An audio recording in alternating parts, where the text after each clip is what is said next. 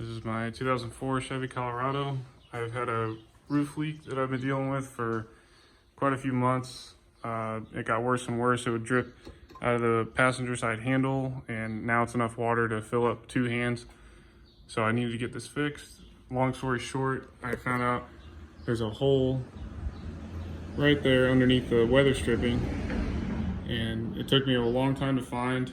I lifted this up first, and there was so much dirt in here that I couldn't really see the hole. It was filling the hole, but it didn't look like there were any cracks in here. This looked like a really good seam, so I just walked away from it.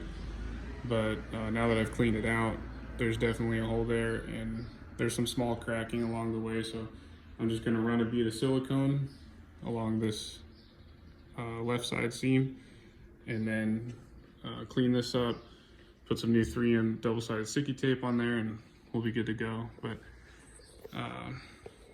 yeah, I had to take the headliner down. I ran it through the car wash again to try to locate the issue, and it was dripping from here, and it would run down here and drip a lot out here, and I just couldn't see where it was coming from because this divot here that holds the weather strip is separated from anything inside the cab, and it seems pretty obvious now that the crack was from the weather strip, but I just didn't see anything at first, any cracks, any holes. I thought it might have been the third brake light. I was looking at a lot of forums online, and people complain about floor leaks, and that would be the case if you had a leak on the floor, but not coming from the roof towards the front of the car in any way, because the water's going to come in from the third brake light, and it's going to run down this seam here. It's going to run right down in the corner. It will not come up, and for it to be up here, it would have had to come upwards, and that would not have worked. So if you have a leak on your floor, in the rear or in the front of your truck, because it can run down the sides of the floorboards, it could be the third brake light. That's a common issue. But yeah, it's impossible to run the roof because this is the outside panel.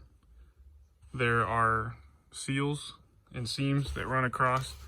There's no way the water's gonna come up and run. It could run on top of your headliner, but chances are very slim.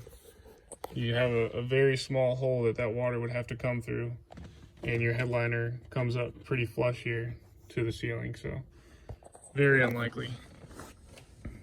But just wanted to share what I've learned over the few hours I've spent on this, and hopefully this will help somebody.